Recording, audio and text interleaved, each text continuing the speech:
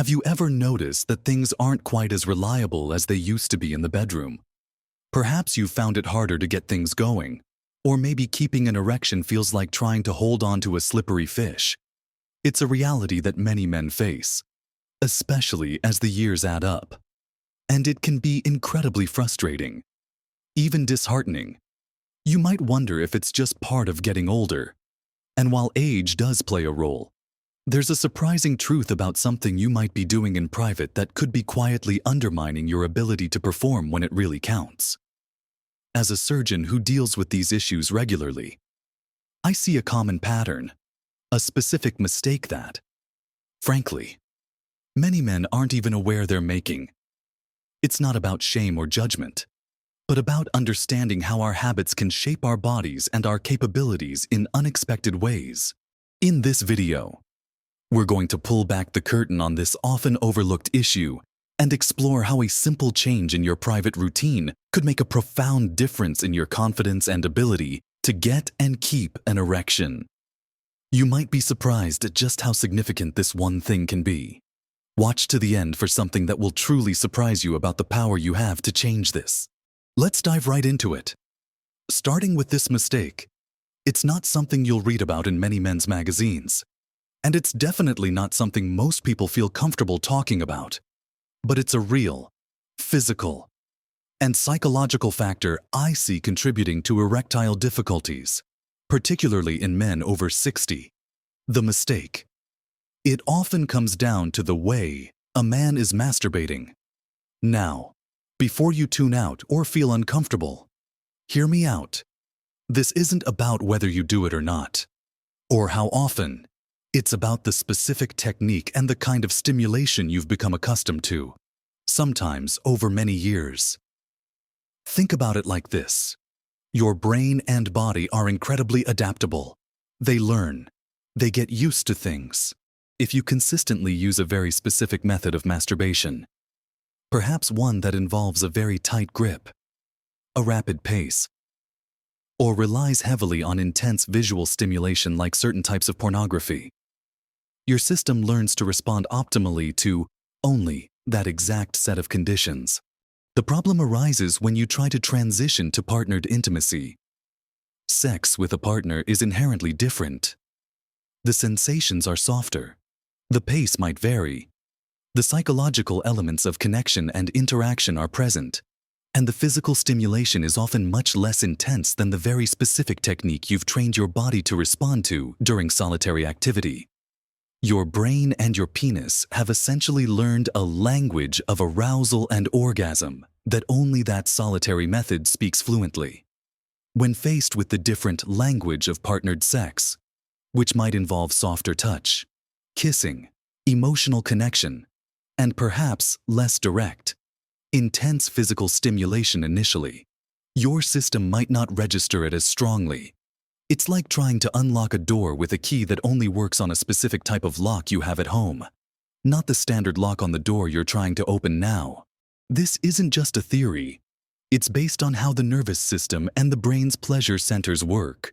When you engage in a repetitive, highly specific behavior that results in intense pleasure like orgasm, you strengthen neural pathways associated with that behavior and that specific stimulus. The more intense and specific the stimulus, the stronger that pathway becomes relative to others. If your solitary practice relies on an unusually tight grip, for example, something often called death grip syndrome, although I prefer not to use such alarming terms, the nerves in your penis and the signal processing in your brain get very used to that high level of pressure and friction. When a partner uses a softer grip, or the natural lubrication and warmth of intercourse provide a different kind of friction, the stimulation simply might not be strong enough to trigger the same robust response. Your body might be physically capable, but it's not receiving the message it's learned to need to get fully erect and stay that way.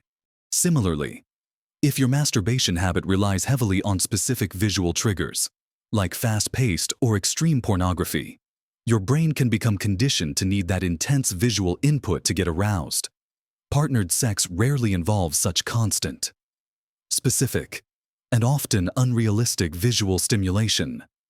This can create a mismatch where the intimacy, touch, and emotional connection of partnered sex aren't enough on their own to overcome the brain's learned preference for the more artificial, intense stimulation it's become used to.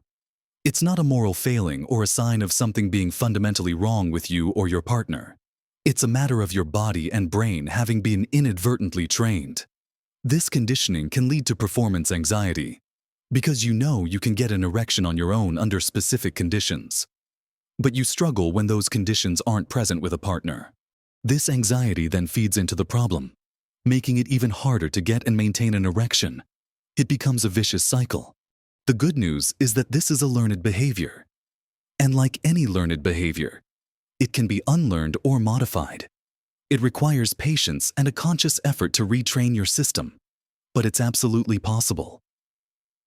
Understanding why. This specific type of solitary practice can be problematic is the first crucial step. It's not about stopping masturbation altogether. It's about changing the way you do it so that your body remains responsive to a wider range of stimulation, including the kind you experience with a partner. This process involves deliberately varying your technique, reducing reliance on the specific triggers that have become dominant, and allowing your nervous system to become more sensitive to different kinds of touch and input. Now that we've laid the groundwork for understanding how this particular masturbation mistake can impact your ability to get and stay hard, let's really dig into how to address it and make positive changes. As we discussed, the core issue is often the brain and body becoming conditioned to a very specific, often intense, type of stimulation that isn't typically replicated during partnered sex. This might involve an overly tight grip, an extremely fast pace, or a heavy reliance on specific visual content that creates a disconnect from the natural rhythms and varied sensations of intimacy. The path forward involves deliberately breaking that established pattern and teaching your system to respond to a broader spectrum of touch and stimulation. It's not about deprivation, but about diversifying your experience. One of the most practical first steps is to consciously vary your masturbation technique. If you've habitually used a very tight grip, start practicing with a much looser grip. Pay attention to the different sensations this brings.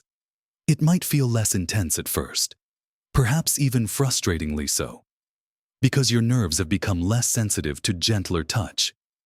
This is expected, and it's actually a sign that you're starting to reset that learned response. Experiment with different levels of pressure, different speeds, and different motions. The goal is to resensitize the nerves and retrain the brain to find arousal and pleasure in a wider variety of stimuli, closer to what you'd experience with a partner. Another key area to explore is reducing or changing your reliance on specific visual content, particularly fast-paced or highly specific pornography that might be contributing to the issue. This doesn't mean you have to eliminate it entirely if it's part of your private life and you enjoy it. But try consciously practicing solitary activity without it sometimes. See how your body responds to just touch and your own thoughts or fantasies. You can also try exploring different types of visual content if you use it, opting for material that is perhaps slower paced, more sensual, or less focused on extreme or unrealistic scenarios. The aim is to decouple arousal solely from those specific, intense visual cues and allow it to be driven by physical sensation and mental connection, even if the connection is just with your own imagination. It's also incredibly helpful to slow things down. Many men with this habit have trained themselves to reach orgasm very quickly during solitary practice, often using that intense, specific technique. This reinforces a pattern of needing rapid, high-level stimulation to get a result. During partnered sex, the progression is often slower, with build-up, pauses, and varied intensity. Practice masturbating at a much slower pace. Focus on the journey of arousal rather than just the destination of orgasm. Explore different levels of arousal and how they feel in your body without feeling the pressure to reach orgasm immediately. This helps your system learn to maintain arousal over a longer period with less intense, more varied stimulation, which is much closer to the experience of intimacy with a partner. Think of this retraining process like physical therapy. If you injure a knee, you don't just stop using it. You work with a therapist to rebuild strength and flexibility through specific exercises. This is a form of erectile therapy for your brain and nervous system. It requires consistent practice and patience. Don't expect overnight results. You're undoing a pattern that might have been reinforced for years, perhaps even decades. There will be times when it feels difficult, or like you're not making progress. That's okay. Acknowledge it, and keep practicing. Incorporating mindfulness can also be surprisingly beneficial when you're engaged in solitary practice. Try to be truly present with the sensations. Instead of just focusing on the mechanical action or the end goal, pay attention to how different types of touch feel, how your body responds at different stages of arousal, and how your breath and thoughts influence the experience. This increases your awareness of your body's subtle signals and helps you become less reliant on just one overpowering type of stimulation. It's about reconnecting with your body's natural responsiveness. This journey of changing habits also extends beyond the immediate act itself. Understanding that your overall physical and mental well-being significantly impacts erectile function is crucial. Things like managing stress, getting enough sleep, eating a healthy diet, and regular exercise all play a vital role. Stress, in particular, can be a major culprit in performance issues, creating a mental block that makes it even harder for your body to respond naturally, especially when you're already dealing with a learned response pattern that isn't serving you. Finding healthy ways to manage stress, whether through hobbies, relaxation techniques, or spending time with loved ones, can indirectly support your efforts to improve erectile function. So, to summarize this part, addressing the mistake involves a conscious effort to diversify and moderate your masturbation technique. Use a looser grip, vary the pace and rhythm, reduce reliance on specific intense visual triggers, and practice slowing down the process. This retraining helps resensitize your system and teach your body and brain to respond effectively to the varied, less intense stimulation typical of partnered sex. It requires patience and consistent effort, but it's a powerful step you can take to regain confidence and improve your ability to get and maintain erections in intimate situations. It's about giving your body a new language of arousal to speak, one that's more versatile and compatible with connection. Continuing on this path of retraining your system and reclaiming your erectile function. It's important to understand that this isn't just about the physical mechanics. It's very much a mental and emotional process as well. The habit we discussed, relying on a specific, intense solitary technique, doesn't just condition your physical response. It also sets up expectations in your brain. Your brain learns to associate that particular method with achieving arousal and orgasm. When that exact scenario isn't present, say with a partner, your brain might hesitate or not signal the same strong response, leading to difficulties. Breaking this pattern involves actively teaching your brain a new association. This is where consistency in practicing the varied techniques comes in.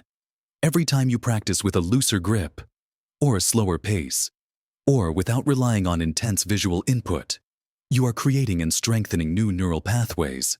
You are showing your brain, through repeated experience, that there are other ways to feel pleasure and achieve arousal. It's like learning a new skill. The first few times might feel awkward and less effective, but with practice, it becomes more natural, and eventually, the new pathways become stronger than the old ones. Think about the psychological aspect too. If you've experienced performance issues with a partner, anxiety can quickly build. You might start anticipating difficulty, which creates a self-fulfilling prophecy because anxiety itself constricts blood flow and makes erections harder to achieve. By addressing the root cause, the conditioned response, you are also indirectly tackling this anxiety. As you start to feel more confident in your ability to respond to different types of stimulation during your private practice, that confidence will naturally start to carry over into intimate situations. You'll feel less pressure because you know your body can respond. It just needs the right kind of input, and you're actively working on making your body responsive to the kind of input you get with a partner. Another area that complements this retraining is focusing on overall sexual health beyond just the mechanics. This includes things like pelvic floor exercises.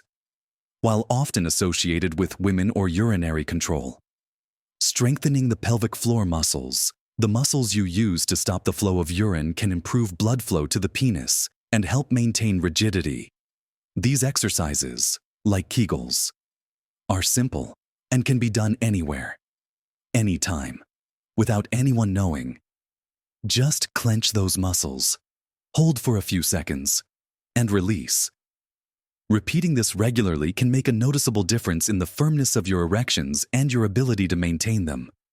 It's another way of strengthening the physical support system for erectile function. Furthermore, consider the role of communication with a partner. If you have one, performance issues can be a source of stress and misunderstanding in a relationship. Openly and honestly discussing what you're experiencing, including the fact that you're actively working on improving things by changing old habits, can alleviate pressure and build intimacy. Your partner can be a source of support and understanding. They might also be willing to experiment with different levels of touch and stimulation during intimacy to help you reconnect and retrain together. This collaborative approach can be very powerful in reducing anxiety and strengthening your bond. It's crucial to be patient and compassionate with yourself throughout this process. You're not trying to erase years of learned behavior overnight. There will be setbacks. Some days might feel less successful than others. That's perfectly normal. The key is not perfection, but persistence. Acknowledge the small wins. Maybe you noticed you were able to maintain a looser grip for longer. Or you found yourself less reliant on visual stimulation one time. Celebrate these small victories. They are signs that the retraining is working. Also, remember that while addressing this specific habit is important, it exists within the context of your overall health. If you have underlying health conditions like diabetes, heart disease, or high blood pressure, these can significantly impact erectile function and need to be managed by a doctor. Similarly, certain medications can contribute to difficulties. This conversation about changing masturbation habits is not a substitute for seeking medical advice for any underlying health issues, but rather a complementary strategy to optimize your body's natural function and responsiveness. Finally, maintaining a positive mindset is incredibly important. It's easy to feel discouraged when facing performance issues. Remind yourself that you are taking proactive steps to improve your situation. Focus on the potential for positive change and the desire to reconnect with your body and potentially with your partner on a deeper level. The goal isn't necessarily to rewind time to how things were in your 20s, but to achieve the best possible function and confidence for you right now. At this stage of your life, this process is about empowerment, recognizing that you have agency and can influence your body's responses through conscious effort and positive habit change. So, as you continue working through changing this deeply ingrained habit, remember the interconnectedness of the physical, mental, and emotional aspects. Practice the varied techniques consistently. Consider adding pelvic floor exercises. Communicate openly with your partner if applicable, and be patient and kind to yourself. This comprehensive approach addresses the root cause of the conditioned response while also supporting your overall well-being, paving the way for improved erectile function and a more satisfying intimate life. It's a journey, but one that holds significant potential for positive change. We've talked about a common, often unspoken, mistake in private habits that can quietly undermine your ability to get and stay hard as you get older. We've explored how relying on a very specific, intense technique, whether it's a tight grip or intense visual stimulation, can inadvertently condition your brain and body to respond optimally only to those specific conditions, leaving you struggling when faced with the different, often softer, stimulation of partnered intimacy. We've discussed how this creates a mismatch essentially teaching your system a language of arousal that isn't compatible with connection. But the crucial takeaway from our conversation is that this isn't a permanent state of affairs, and it's certainly not something you have to just accept as getting old. It's a learned behavior, a conditioned response, and just like any learned behavior, it can be modified and retrained.